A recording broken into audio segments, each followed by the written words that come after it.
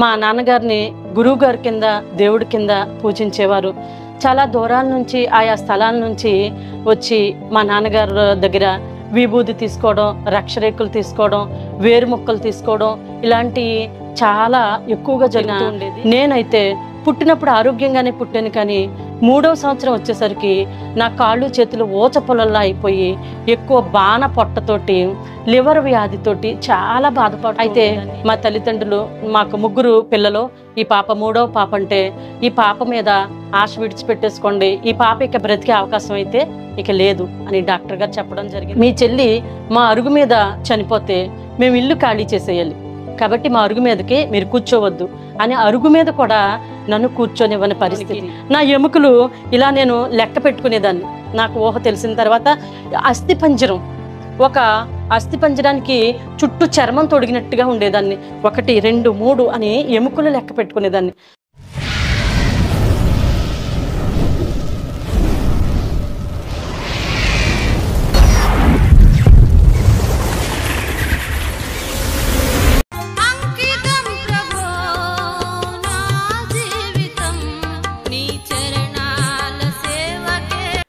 మొదటగా నాకు ఈ అవకాశం ఇచ్చిన దేవాది దేవునికి నా నిండు కృతజ్ఞతలు. ఈ సాక్ష్యాన్ని చిత్రీకరిస్తున్న రాజుగారికి నా ప్రత్యేక వందనాలు. ఈ సాక్ష్యాన్ని వీక్షిస్తున్న మీ అందరికీ కూడా నా ప్రత్యేక వందనాలు. నేనేమై ఉన్నానో అది దేవుని కృప వలననే అయి ఉన్నాను అన్నట్లుగా, అన్యురాలుగా ఉన్న నన్ను ధన్యురాలుగా చేసి తృణీకరింపబడిన నన్ను అనేకులకు ఉపయోగకరమైన పాత్రగా చేసిన ఆ గొప్ప దేవునికి నేను రుణస్థురాలను. తూర్పుగోదావరి జిల్లా అనపత్తి గ్రామంలో నేను జన్మించాను. మల్లిడి రాధాకృష్ణారెడ్డి గారు, శేషారత్నం గార్ల కుమార్తెను నేను. మా తల్లిదండ్రులు వెదురుపాక అనే గ్రామంలో నివసించేవారు. అయితే మా నాన్నగారిని గురువు గారి కింద దేవుడి కింద పూజించేవారు. చాలా దూరాల నుంచి ఆయా స్థలాల నుంచి వచ్చి మా నాన్నగారు దగ్గర విభూది తీసుకోవడం, రక్షరేకులు తీసుకోవడం, వేరు ముక్కలు తీసుకోవడం ఇలాంటివి చాలా ఎక్కువగా జరుగుతూ ఉండేది. అయితే మా ఇంట్లో మా గోడల నిండా అన్ని రకాల దేవతలు, విగ్రహాలు, ఫోటోలు చాలా ఎక్కువగా ఉండేవి. అయితే మరి ధూపద్రవ్యాలు, భజనలు చాలా ఎక్కువగా జరుగుతూ ఉండేవి. అలాంటి సమయంలో మా తల్లిదండ్రులకు పుట్టిన నేనైతే పుట్టినప్పుడు ఆరోగ్యంగానే పుట్టాను, కానీ 3వ సంవత్సరం వచ్చేసరికి నా కాళ్ళు చేతులు ఊచ పొలల్లా అయిపోయి ఎక్కువ బాణ పొట్టతోటి లివర్ వ్యాధితోటి చాలా బాధపడుతూ ఉండేదాన్ని. 3వ సంవత్సరం వచ్చేసరికి కనీసం అర ఇడ్లీ తినడం కూడా చాలా కష్టమైపోతూ ఉండేది. అయితే మా నాన్నగారు ఇచ్చే విభూది కానీ, వేరు ముక్కలు కానీ, ఈ రక్షరేకులు కానీ నాకేమీ పని చేయలేదు. అలాంటి పరిస్థితుల్లో మా తల్లిదండ్రులు నన్ను డాక్టర్ గారి దగ్గరికి తీసుకెళ్ళారు. డాక్టర్ గారి దగ్గరికి తీసుకెళ్ళిన తర్వాత డాక్టర్ గారు వైద్య పరీక్షలన్నీ చేసి మీకు పిల్లలు ఎంతమంది అని మా తల్లిదండ్రులను అడిగారు. అయితే మా తల్లిదండ్రులు, మాకు 3 పిల్లలు, ఈ పాప 3వ పాప అంటే ఈ పాప మీద ఆశ విడిచిపెట్టేసుకోండి, ఈ పాప ఇక బ్రతికే అవకాశం అయితే ఇక లేదు అని డాక్టర్ గారు చెప్పడం జరిగింది. అయితే మా తల్లిదండ్రులు ఇంటికి తీసుకొచ్చిన తర్వాత మరి రోగంతో ఉన్న పిల్లలు తల్లి భుజాన్ని దిగరు కదండి. అలాంటి పరిస్థితిలో మా అమ్మగారు ఇంటికి వచ్చిన తర్వాత మా అక్కని, అమ్మ చెల్లిని కొంచెం భుజం మీద వేసుకుని కొంచెం అటు ఇటు తిప్పుతూ ఉంటే నేను వంట చేసేసుకుంటాను అని మా అక్కకి నన్ను అప్పగించడం. మా అక్క నన్ను తన భుజం మీద వేసుకుని మా ఇరుగు పొరుగు వాళ్ళ అరుగు మీదకి వెళ్ళి కూర్చుంటే వాళ్ళు ఏమనివారంటే, మీ చెల్లి మా అరుగు మీద చనిపోతే మేము ఇల్లు ఖాళీ చేసేయాలి, కాబట్టి మా అరుగు మీదకి మీరు కూర్చోవద్దు అని అరుగు మీద కూడా నన్ను కూర్చొనివ్వని పరిస్థితి. మీకు ఈ మాట ఎందుకు చెప్తున్నానంటే ఎంత చివరి టైంలో ఉన్నానో మీకు అర్థమవుతుందని ఈ మాట చెప్తున్నాను. ఏ అరుగు మీద కూర్చొనివ్వని దయనీయమైన స్థితి. అయితే డాక్టర్లు బ్రతకనని చెప్పారు, ఎవరు నన్ను చేర్చుకోవడానికి ఇష్టపడలేదు. అదే వీధిలో, మా వీధిలో ఒక ప్రభువు నమ్ముకున్న కుటుంబం ఉండేది. వాళ్ళ ప్రతిరోజు కుటుంబ ప్రార్థన చేసుకునేవారు. పాటలు పాడుకుని, వాక్యం చదువుకుని ప్రార్థన చేసుకునేవారు. పాటలు అంటే పిల్లలకి సరదా కదండి. అయితే పాటలు పాడుతున్నారు అక్కడికి అని చెప్పి మా అక్క నన్ను భుజం మీద వేసుకుని అక్కడికి తీసుకెళ్ళి కూర్చుంటే వాళ్ళేమనివ్వరంటే, రండమ్మా కూర్చోండి, మీ చెల్లి కోసం మేము ప్రార్థన చేస్తామే అని పాటలు పాడి ప్రార్థన చేసేవారు. చిన్నపిల్లలం కాబట్టి అక్కడే ఆ పాటలు వింటూ నిద్రపోయేవాళ్ళం. నిద్రపోతే ఆ మాస్టర్ మళ్ళీ భుజం మీద వేసుకుని తీసుకొచ్చి మా అమ్మగారికి అప్పగించేవారు. మీ పిల్లలు మా ఇంటి దగ్గర నిద్రపోయారండి అని తీసుకొచ్చి అప్పగించేవారు. అక్కడికి నేను ఆ కుటుంబ ప్రార్థనకి వెళ్ళడం పెట్టిన తర్వాత ఒక 2 రోజుల్లో నా ముఖంలో ఏదో మార్పు కనిపిస్తుంది. అసలు ఇడ్లీ తినడమే చాలా కష్టం అన్న పరిస్థితిలో ఉన్న నన్ను ఆకలిగా ఏదో ఒకటి పెట్టమని అడిగేదాన్నట. అయితే చావు కళ నుంచి జీవకళలోనికి దేవుడు నన్ను మరి నడిపించారు. మరణంలో నుండి జీవంలోనికి నా ఎముకలు ఇలా నేను లెక్క పెట్టుకునేదాన్ని. నాకు ఊహ తెలిసిన తర్వాత అస్థిపంజరం, ఒక అస్థిపంజరానికి చుట్టూ చర్మం తొడిగినట్టుగా ఉండేదాన్ని. 1, 2, 3 అని ఎముకలు లెక్క పెట్టుకునేదాన్ని. అంతలాగా నన్ను ఏమని పిలిచేవారంటే, సరదాగా పిలిచినట్టుగా జీలకర్రపాయ ఇటు రా అని పిలిచేవారు. అంటే అంతగా ఇంకా ఏ విధంగా చాలా భయంకరంగా ఉండేదాన్ని అనమాట. అలాంటి పరిస్థితిలో నా ఎండిన ఎముకల్లోనికి దేవుని జీవం ప్రవహించడం నిజంగా ఎంతైనా ఆశ్చర్యకరం. నన్ను వెదకని వారికి నేను దొరికితిని అన్నట్లుగా ప్రభువుని మేము వెదకకపోయినా మమ్మల్ని ప్రేమించి ఆయన ఈ వ్యాధి మరణం కొరకు కాదు కానీ దేవుని కుమారుడు మహిమపరచబడడం కొరకే అని లాజరు గురించి యోహాను గ్రంథంలో, బైబిల్ గ్రంథంలో రాయబడినట్లుగా ఎండిన ఎముకల్లోనికి ఆయన జీవం ప్రవహింపచేసి చావు బ్రతుకుల్లో ఉన్న నన్ను ప్రభు బ్రతికించారు. అప్పటి నుండి నా తల్లిదండ్రులు ఆలోచించడం మొదలుపెట్టారు. ఇన్ని వాటికి మనం పూజించాం కదా, ఇవేమీ మన బిడ్డని బ్రతికించలేకపోయినాయి. ఏంటి ఈ అమ్మాయిలో మార్పు? వీళ్ళు ప్రార్థనకు వెళ్తున్నారు కదా, అక్కడికి పాటల దగ్గరికి వెళ్ళి కూర్చుంటున్నారు కదా, యేసుప్రభు అంటే రోగాలు బాగు చేస్తాడో దయ్యాలు వదిలేస్తాడు అంటారు కదా, ఆ దేవుడే మన బిడ్డను బాగు చేసాడు అని చెప్పి నా తల్లిదండ్రులు విశ్వసించడం, ఎన్నో అభ్యంతరాలు, ఆటంకాలు ఎన్నైనప్పటికీ వాళ్ళు ప్రభుతోనే మా జీవితం అని ప్రభు కొరకు నిలబడడం జరిగింది. ఏ మాత్రం మా ఇంటిలోనికి అడుగు పెట్టడానికి వీలు లేని పరిస్థితిలో ప్రభు నన్ను ఒక ద్వారబంధంగా వాడుకొని ప్రభు మా ఇంట్లోనికి అడుగు పెట్టారు. అప్పటి నుండి ఆశ్చర్యాలు, అద్భుతాలు ఎన్నెన్నో మా జీవితంలో మేము చవి చూసాం. ఇలాగూ ప్రభు ప్రతి ఆదివారం మందిరానికి వెళ్ళడం, ఇక నుంచి ఇంకా అప్పటి నుండి మాలో తెలియని సంతోషం. ఇక చావు బ్రతుకుల్లో ఉన్న నేను కొంచెం కొంచెంగా నాలో మార్పు కలిగింది. నేను ఆరోగ్యవంతురాలను అయిపోయాను. చక్కగా ఆడుకుంటున్నాను, తిరుగుతున్నాను, తింటున్నాను. నాలో ఈ మార్పు గమనించిన నా తల్లిదండ్రులు మందిరానికి వెళ్ళడం ప్రారంభించారు. మందిరానికి వెళ్ళడం, మరలా ఇంటికి వచ్చి మేము చదువుకోవడం. కేవలం మాకు 2 పనులు. లోకం అంటే మాకు తెలీదు. సినిమాలు, షికార్లు ఇలాంటి ఏమీ ఇక మాకు తెలీదు. మందిరం, గుడి, బడి 2 తెలుసు. అయితే అలాంటి సమయంలో నా బాల్యంలో అలాగూ దేవునితో సహవాసం చేయడం నేర్చుకున్నాను. ప్రతిరోజు 1 గంట ప్రార్థన చేసుకోవడం. నేను ప్రార్థన చేసుకోని రోజు నా కొరకు ప్రభు వచ్చి నా గదిలో వేచి ఉన్నట్లుగా నాకు అనిపించేది. ఎప్పుడు ప్రార్థన, ఒకవేళ ఏదో ఒక రోజు ప్రార్థన చేసుకోకపోతే నేను తప్పు చేస్తున్నట్లుగా అనిపించేది. ప్రతిరోజు దేవునితో సహవాసం, సంబంధం అలవాటైంది. బాల్యదినాల్లోనే దేవుని మహాకృపను బట్టి దేవుని కార్యాలు చూడడం అలవాటైంది. అయితే ఇలాంటి సందర్భంలో మేము చదువుకుంటూ ఉంటుండగా నా 9వ తరగతిలోనే దేవుడు మరి నేను మా అమ్మగారు నన్ను తీసుకుని మరొక సహోదరి వాళ్ళ అమ్మాయిని తీసుకుని మన్నా మీటింగ్స్కి, అమలాపురం మన్నా మీటింగ్స్కి వెళ్ళడం జరిగింది. అయితే కొన్ని వేల మంది ఉన్నారు. ఆ వేల మందిలో ఒక 2 వరుసల ముందు ఒక ఆమె చదువులేని ఆమెలా ఉన్నది. ఆమె వెనక్కి తిరిగి మా అమ్మగారితోటి, ఏమండి ఆ పాప ఎవరో అని అడిగారు.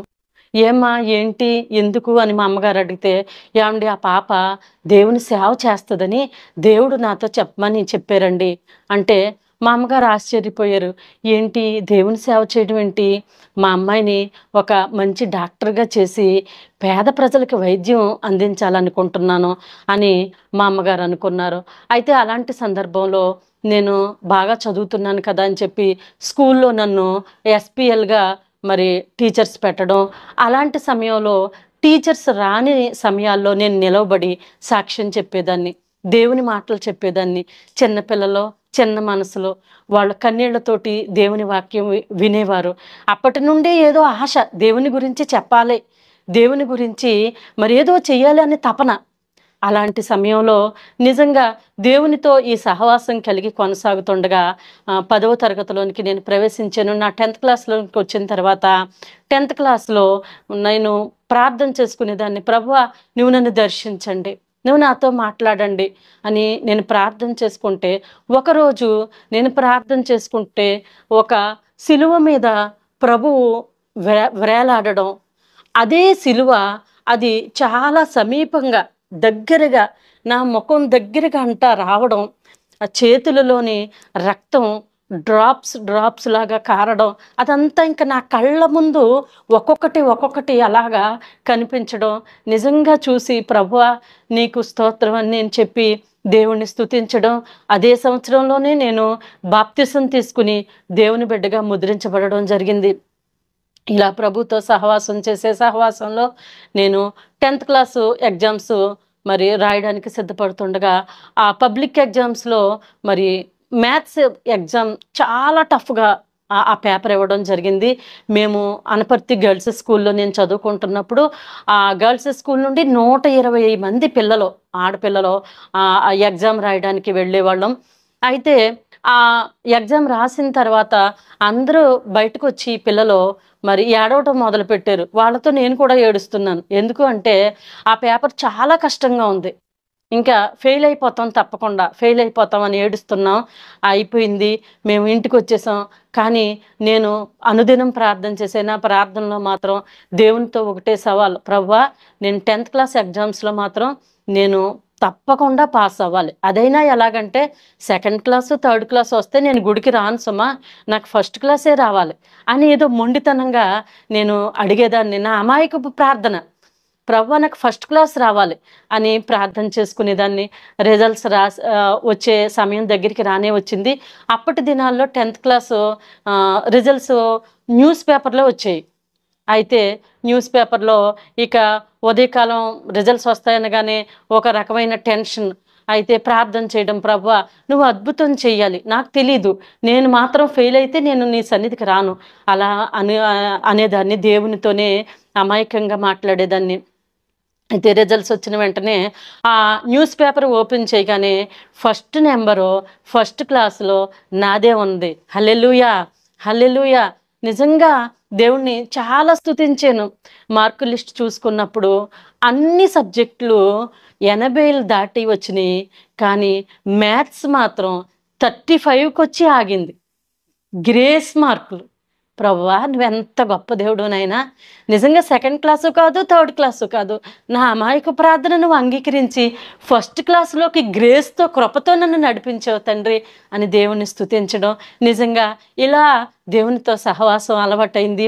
అదే నేను దేవుని కృపతో మరి ఈయన యవన దశలోనికి ప్రవేశించిన తర్వాత నా కొరకు మరి మా అమ్మగారు ప్రార్థన చేస్తుంటే నాకు ఏ వ్యక్తితో వివాహం జరుగుతుందో ఆ వ్యక్తిని ప్రభు మా అమ్మగారికి చూపిస్తున్నారు. మరి మేము వెళ్ళే మందిరానికే కొప్పవరం గ్రామం నుంచి భుజంగిరెడ్డి గారి కుటుంబం మరి అదే మందిరానికి వచ్చేవారు. అయితే భుజంగిరెడ్డి గారి కుమారుడు వెంకటరెడ్డి గారితో నాకు వివాహం అవుతున్నట్లుగా మా అమ్మగారికి దేవుడు చూపించేవాడు. అయితే మా అమ్మగారు ఇది ఎవరికి చెప్పకుండా మా అమ్మగారు మరి తనలోనే దాచుకున్నారు. అయితే మందిరంలో ఉపవాస కూడికలు జరుగుతున్నప్పుడు ఉపవాస కూడికలకి వెళ్తే అక్కడ ద్రాక్షారం నుంచి మరొక సహోదరి ఆ ఉపవాస కూడికలకు వచ్చి ఆమె ఏమని చెప్పారంటే, మరి మా అమ్మగారితోటి, మీ అమ్మాయి రాధికకి ఇదిగో కొప్పవరం నుంచి వచ్చే మరి భుజంగిరెడ్డి గారి పెద్ద అబ్బాయికి వివాహం జరుగుతున్నట్లుగా దేవుడు నాకు చూపిస్తున్నాడు అని చెప్తే, మా అమ్మగారు అవునా నిజమా, నాకు కూడా దేవుడు చూపించాడు, దేవుని చిత్తం దేవుని ప్రాణాలకి ఏమైందో తెలీదు అని చెప్పి మా అమ్మగారు దేవుని స్తుతించడం జరిగింది. అయితే మీటింగ్లు అయిపోయిన తర్వాత మేము ఇంటికి వచ్చేసిన తర్వాత మా అమ్మగారు నన్ను స్కూల్కి సిద్ధపరుస్తున్నారు. ఒక ఉదయాన్నే జడలు వేస్తున్నారు.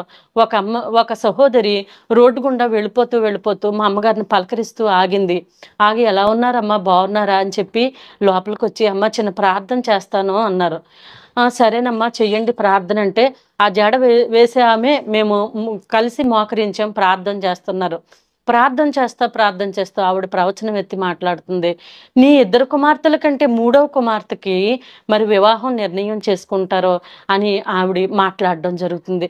నిజంగా మా అమ్మగారు ఆశ్చర్యపోయారు. ఏంటి ఈ అమ్మాయి పట్ల దేవుని ప్రణాళిక ఏదో ఉంది మొత్తం మీద, ఒకళ్ళకి కాదు, ఇద్దరికి కాదు, ఏంటి ముగ్గురికి దేవుడు బయలుపరిచాడు అని మా అమ్మగారు ప్రార్థన చేసేవారు. ప్రత్యేకంగా ప్రార్థన చేస్తుంటే దేవుని మహాకృపను బట్టి, దేవుని చిత్తమై ఉంది కాబట్టి, దేవుని ప్రణాళికలో భాగంగా ఉన్నాం కాబట్టి, మరి నన్ను వివాహం చేసుకునే ఆయన తల్లిదండ్రులకి, నా అత్తమామలకు కూడా ప్రభుత్వం వాళ్ళతో మాట్లాడడం, ఆ రీతిగా మా వివాహం జరగడం, నిజంగా దేవుడు ఎంతో అద్భుతం చేశాడు.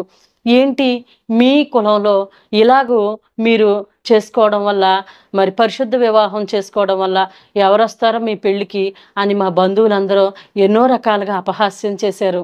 అయినప్పటికీ మా బంధువులందరూ వివాహానికి రావడం, మా యొక్క వివాహానికి మరి అనపర్తి కంటి డాక్టర్ గారు నారాయణ రెడ్డి గారు అధ్యక్షులుగా ఉండడం, వివాహం అంతా జరగడం చూసి ఆయన క్రైస్తవ వివాహం అంటే ఎంత ప్రత్యేకంగా జరుగుతుందా అని ఆయన చివరిలో మరి ఆయన హెచ్చరికలు ఇవ్వడం కూడా చాలా సంతోషం అనిపించింది.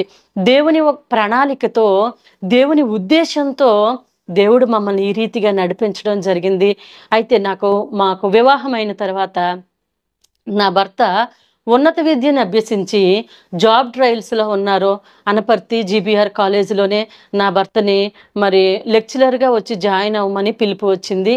అయితే ఉద్యోగానికి సిద్ధపడుతున్న సమయంలో నా భర్తతో ప్రభు మాట్లాడేవారు, నా కుమారుడా, లోకం కొరకు కాదు, నా కొరకు నేను నిన్ను ప్రత్యేకించుకున్నాను, నా సేవ చేయి నా కుమారుడా అని ప్రభు మాట్లాడుతుంటే, ఏంటి సేవ చేయమని దేవుడు మాట్లాడుతున్నాడో, సేవ చేస్తే ఏమాత్రం డబ్బులు వస్తాయి, కొన్ని బియ్యం కొన్ని రూపాయలు వస్తే నా భార్య మరలా నాకు పిల్లలు పుడతారో, ఎలాగ మేము పోషించబడడం అని చెప్పి మరలా ఆలోచన చేస్తే మరలా ప్రభు మాట్లాడడం, మరి ప్రవ్వా నేను సేవ చేయలేను కానీ ఉద్యోగం చేస్తూ ఫ్యాన్ కింద కూర్చుని ఉద్యోగం చేసుకుంటూ నీకు ఉద్యోగంలో వచ్చిన సగం డబ్బులు నీకే ఇచ్చేస్తాను, నీ సేవకే ఇచ్చేస్తాను అని నా భర్త మరి దేవునితో చెప్పడం, దేవుడికి చివరిగా నా కుమారుడా, మనుషులతో దేవుని స్వరం వాదించదు, దేవుడు మనుషులతో వాదించడు అని మరి నా భర్తతో దేవుడు మాట్లాడడం జరిగింది. మరి మేము భార్యాభర్తలు మీరువురము మేము ఏకీభవించి ప్రభు సేవకే మా జీవితాలు అంకితం, చావైనా బ్రతుకైనా ప్రభు కొరకే అని నిర్ణయించుకున్నాం. ప్రభు సేవలో అడుగుపెట్టాం, ఎన్నెన్నో గొప్ప కార్యాలు చూసాం. ఇలా మేము అడుగులు వేస్తుండగా అనుకోనని పరిస్థితులు మా జీవితంలో ఎదురైనవి. అయిన వాళ్ళే పరాయి వాళ్ళు అయిపోయారు, పొగడిన నోళ్ళే నిందల మోపాయి, నిమిరిన కరాలే కరుకుగా తోసివేశాయి. అలాంటి పరిస్థితుల్లో ఎటు తోచని పరిస్థితి, సముద్రం అంతా నీరే కానీ త్రాగడానికి ఒక గ్లాసు నీరు కూడా అది పని చేయదన్నట్టుగా నిజానికి ఉన్నత కుటుంబంలో ఉన్న వాళ్ళమే. అయినప్పటికీ ఎన్నో ఇబ్బందులు. ఒక చిన్న పాకలో నేను నా భర్త చిన్న పిల్లలతోటి మరి మేము ఉండేవాళ్ళం. అయితే మేమున్న ఆ ప్రాంతంలో చుట్టుపక్కల ఎవరో మరి ఉండరు. అయితే పాములు, తేళ్ళు, విషసర్పాలు చాలా ఎక్కువగా అక్కడ తిరుగుతూ ఉండేవి.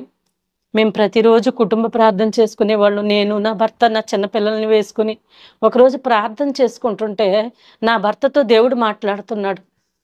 ఏమనంటే, ఒక త్రాచుపాము మీకు దగ్గరగా వస్తుంది అని దేవుడు నా భర్తకు తెలియచేస్తే వెంటనే ప్రార్థన ముగించుకొని చూస్తే ఒక గోధుమ త్రాసు మిలమిల మిలమిల మెరిసిపోతూ మా దగ్గరికి వస్తుంది అది. వెంటనే నా భర్త లేచి మరి నన్ను లేపడం, మేము మరి నిజానికి ఆ రోజు ఆ భయంకరమైన పరిస్థితి నుండి ప్రభువు తప్పించడం, ఇలా ఎన్నెన్నో కార్యాలు. ఒకరోజు నా భర్త బైబిల్ తీసి వాక్యం మోకాళ్ళ మీద కూర్చుని బైబిల్ చదువుకుంటూ ఉంటే, బైబిల్ చదువుకుంటూ ఇలా పక్కకు చూసేసరికి ఒక కట్లపాము చుట్టుకుని అక్కడే ఉంది. నిజానికి దాని బారిన కూడా మేము పడాలి. ఇలాంటివి చెప్పాలంటే ఎన్నెన్నో మా జీవితంలో. నిన్ను విడువను, నిన్నెన్నడూ ఎడబాయనన్న ప్రభువు మాత్రం అనుదినం అనుక్షణం మాకు తోడయ్యండి. ఇశ్రాయేలుని కాపాడువాడు కునుకడు నిద్రపోడు అన్నట్లుగా మా జీవితాలను నడిపించిన ప్రభువుకి నిజానికి మేము జీవితకాలం అంతా మేము ఆయనకి రుణస్థులమే. ఇప్పుడు ఒకరోజు నా భర్త సామర్లకోట ఆల్ నైట్ ప్రేయర్ నిమిత్తం ఒక సహోదరిని నాకు తోడుగా మరి అప్పగించి వెళ్ళడం జరిగింది. అయితే ఆ సహోదరికి నాకు జ్వరంగా ఉందండి, నేను రాలేను అని చెప్పి ఆ సహోదరి రాలేదు. అయితే నేను ఇక్కడ చిన్నపిల్లలతోటి చాలా భయంగా పాములు తేళ్ళు ఏమో ఇప్పుడు ఎవరు నన్ను ఏం చేస్తారో అన్న భయంతో ఆందోళనతో నాకు నిద్ర పట్టలేదు. ఆ రాత్రంతా మెలకుగా ఉండి భయంతో అలా నిమిషాలు గంటలు లెక్క పెడతా ఉన్నాను. అయితే దేవుడు నాతో మాట్లాడుతున్నాడు, నీ ప్రాణము జీవము గల దేవుడైన యెహోవా జీవపు మూటలో కట్టబడి ఉన్నదని అబీగయలు దావీదుని గురించిన మాట దేవుడు నాకు జ్ఞాపకం చేస్తున్నాడు. దేవుడు ఆ మాట జ్ఞాపకం చేసుకున్న తర్వాత ఇక నాకు కొండంత ధైర్యం వచ్చేసి ఎంతో ప్రశాంతంగా హాయిగా నిద్రపోయాను. ఇక్కడ నేను ఇలా భయపడుతూ ఉండగా నేను సామర్లకోటలో ఉన్న నా భర్త అయితే ఆల్ నైట్ ప్రేయర్లో ఉన్న నా భర్త, అయ్యో నా భార్య యవనస్తురాలు, ఇద్దరు పిల్లలతోటి ఒక్కతే ఉంది ఎలాగో అని ప్రార్థన చేస్తూ ఉండగా నా భర్తకి ప్రభు చూపిస్తున్నారట, మేమున్న పాక చుట్టూ అగ్ని జ్వాలలో ఉవ్వెత్తును లెగుస్తున్నాయట. దేవుడు మాట్లాడుతున్నాడట, నీ భార్య చుట్టూ నీ పిల్లల చుట్టూ ఇదిగో నేను కాపుదలుగా ఉన్నాను అని ప్రభు మాట్లాడితే నా భర్త ఎంతగానో దేవుణ్ణి స్తుతించడం, ఇలాంటి విషయాలు ఎన్నెన్నో మా జీవితంలో మరి మేము చూసాం. అలాగే నేను మా చిన్న పాప పుట్టిన తర్వాత నాకు ఈ ముక్కులో గాలి పీల్చుకోవడం చాలా కష్టంగా ఉండేది. అయితే రాత్రులు లేచి కూర్చునేదాన్ని ఇలా మంచం మీద దిండు మీద తల వాల్చగానే నాకు అసలు ఊపిరి ఆడేది కాదు. లేచి కూర్చుని అలాగ టైం లెక్క పెడతా ఉండేదాన్ని. అయితే చెవి ముక్కు గొంతు స్పెషలిస్ట్ దగ్గరికి వెళ్ళి చూపించుకుంటే ఆ డాక్టర్ గారు టెస్ట్ చేసి, నీకు ఇక్కడ ముక్కు దగ్గర 2 వైపులా కూడా కాయలు ఉన్నాయమ్మా, ఆ 2 కాయలు కూడా ఆపరేషన్ చేసి తీయాలి, ముక్కు దగ్గర నరం కూడా బెండ్ అయిపోయింది, అందుకని 1-2 రోజుల్లోనే ఆపరేషన్ చేయాలి, కొంచెం సివియర్గా ఉంది అని డాక్టర్ గారు చెప్పడం జరిగింది. ఇంటికి వచ్చిన తర్వాత నేను నా భర్త కలిసి మోకరించి ప్రార్థన చేయటం మొదలుపెట్టాం. ప్రభువా, మా దిక్కు నీవే, మా కొండ నీవే, మా అండ నీవే, మా ఆశ్రయం నీవే కదా ప్రభువా, నన్ను స్వస్థపరచు దేవుడు నీవే కాబట్టి నీవే నన్ను స్వస్థపరచండి అని మేము ప్రార్థన చేసుకున్నాం. దేవుని మహాకృప అద్భుతం జరిగింది. 1-2 రోజుల్లోనే మరలా నా అంతట నేనే ఫ్రీగా యథారీతిగా గాలి పీల్చుకుంటున్నాను. ఇది జరగడం చూసి అసలు ఇది ఎంతవరకు కరెక్ట్, మరలా మనం చెకప్ చేయించుకుందాం అని చెప్పి 1 వారం రోజులకి మరలా నేను నా భర్త అదే హాస్పిటల్కి వెళ్ళాం. హాస్పిటల్కి వెళ్ళి టెస్ట్ చేయించుకుంటే ఈ గొంతులో 2 కాయలు కూడా కరిగిపోయినాయమ్మా, ఇక ఏ విధమైన ఆపరేషన్ అవసరం లేదని డాక్టర్ గారు చెప్పారు. పరమ వైద్యుడు, ఆయన చేయలేని, నిజంగా ఆయనకు అసాధ్యమైనది ఏదీ లేదని నేనే ఒక సాక్షిని మీకు. ఇలాంటి సందర్భంలో ఇలాగ మేము కొనసాగుతుండగా మాకు పుట్టిన 2 పిల్లలు కూడా మరి రిక్షా మీద వాళ్ళని స్కూల్కి పంపించలేని పరిస్థితి. నా భర్త సైకిల్ మీద వాళ్ళని తీసుకెళ్ళి స్కూల్కి దింపి తీసుకొచ్చేవారు. అలాంటి పరిస్థితిలో ఉన్న పిల్లల్ని దేవుడు జ్ఞాపకం చేసుకున్నాడు. అద్భుతంగా వాళ్ళు ఉన్నత విద్యలు మరి చదవడానికి దేవుడు సహాయం చేశాడు. అయితే కొన్ని కారణాల బట్టి మేము సొంత ఇంటిలో నుంచి అద్దెంట్లోనికి రావడం జరిగింది. అలాంటి అద్దెంట్లో నేనైతే ఏడ్చేదాన్ని, ప్రభువా ఈ నెలాఖరుకి అద్దె కట్టడం మా వల్ల అవుతుందా, ఎలాగ ప్రభా అని ప్రార్థన చేసినప్పుడు దేవుడు నాకు 3 అంతస్తుల బిల్డింగ్ చూపిస్తున్నాడు. ఏంటి ప్రభా, అద్దె కట్టడానికి అద్దె గురించి ప్రార్థన చేస్తుంటే ఈ ఇల్లు చూపిస్తున్నావేంటి అని నేను నా భర్త, దేవునికి అసాధ్యమైంది ఏదీ లేదు, ఏమో దేవుడు మనకిస్తాడేమో అని నమ్మాం. దేవుడు చేసిన కార్యాలు, ఆశ్చర్యాలు, అద్భుతాలు.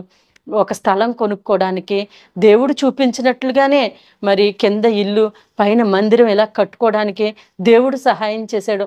అంచెలంచెలుగా ఆయన కృప విస్తరింప చేశాడు. అద్భుతం. ఇప్పుడు మేము ఉన్న ఇంటిలో అద్దెకుండడానికి కూడా సరిపోని జీవితాల్ని సొంతంగానే దేవుడు చేశాడు. ఆయన చేయలేని కార్యం అంటూ ఏదీ లేదు.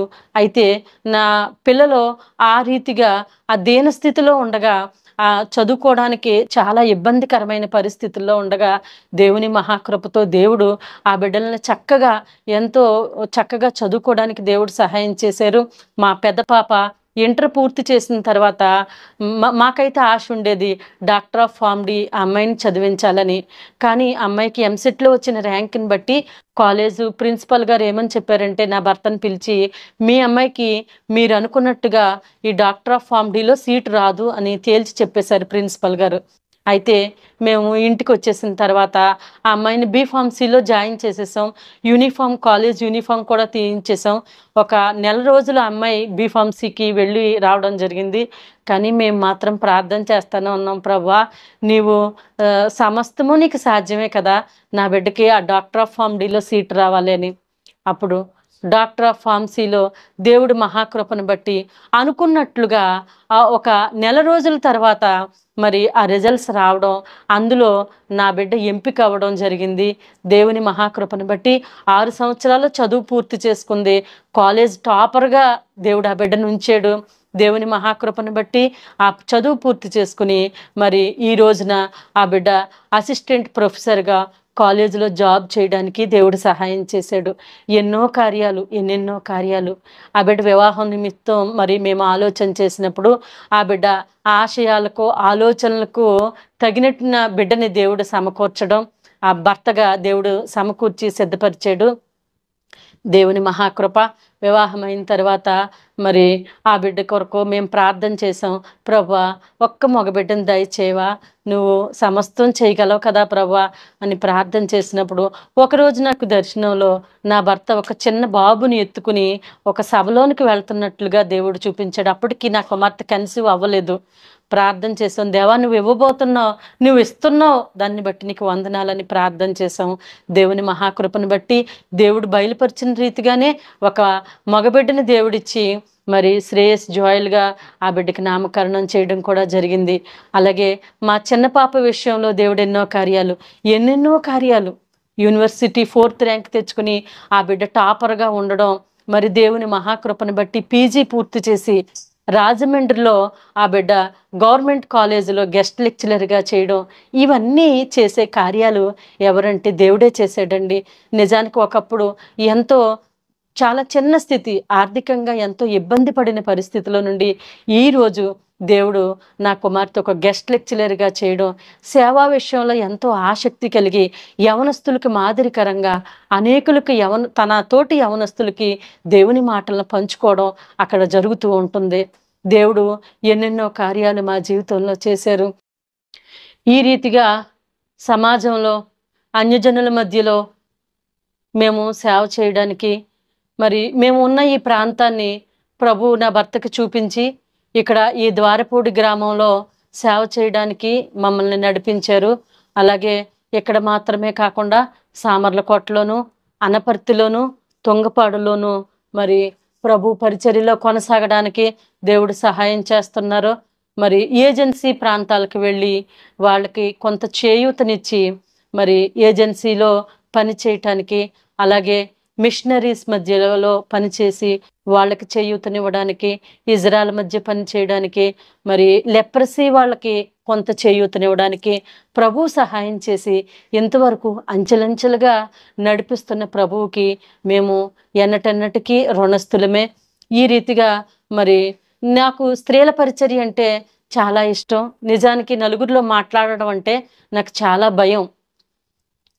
కానీ ప్రభు మాట సెలవిచ్చుచున్నాడు, దాన్ని ప్రకటించే స్త్రీలు సైన్యంగా ఉన్నారని లేఖనంలో దేవుడు వ్రాయించిన రీతిగా నేను మరి స్త్రీల కూడికల్లో వాక్యం చెప్పడం, దేవుని మహాకృపను బట్టి ఆయా స్థలాలలో స్త్రీల మధ్యలో పరిచర్యలో దేవుడు నడిపించడం, ఇది ఎంతైనా ఇది కేవలం దేవుని మహాకృపని మాత్రమే చెప్తున్నాను.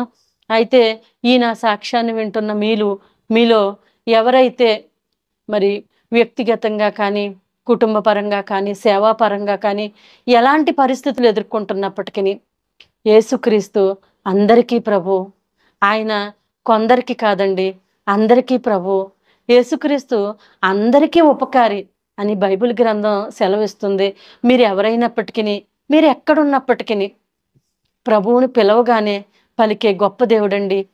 నిజంగా మా జీవితంలో మేము ప్రభు ప్రేమను రుచి చూసాం. యెహోవా ఉత్తముడని రుచి చూచి తెలుసుకొనుడి అని లేఖనం సెలవిచ్చిన రీతిగా ఆయనలో ఉన్న రుచిని మేము చూసాం కాబట్టి మరి ఇంత ధైర్యంగా చెప్పగలుగుతున్నాం తప్ప ఎవరినో ఏదో మేము కించపరచాలని కానీ, మమ్మల్ని మేము ఏదో హెచ్చించుకోవాలని కానీ ఈ సాక్ష్యాన్ని మీ ముందుకు తీసుకురాలేదు. కేవలం సాక్ష్యం అంటే మా జీవితంలో జరిగినది మాత్రమే. ఇదేదో పుస్తకం చదివింది కాదు, ఎక్కడో విన్నది కాదు. నా జీవితంలో నా జీవిత అనుభవం మాత్రమే ఇదని మీ అందరికీ తెలియచేస్తూ ఈ నా కొద్ది మాటలను ముగిస్తూ ఈ మాటలు మీ అందరి వినికిడిలో ప్రభువు దీవించునుగాక. ఆమేన్. పరిశుద్ధుడా, ప్రేమగల మా పరలోకపు తండ్రి, దేవా, ఈ దినం నా జీవితంలో నువ్వు చేసిన కార్యాన్ని దేవా నీ ప్రజల ముందు వివరించడానికి మీరిచ్చిన అవకాశానికి కృతజ్ఞతలు తెలియచేసుకుంటూ అందరి హృదయాల్లోనూ ఈ మాటలు ఫలింపు చేయమని యేసుక్రీస్తు ప్రభువారి శక్తిగల నామములో అడిగి వేడుకొనుచున్నాం మా పరలోకపు తండ్రి. ఆమేన్.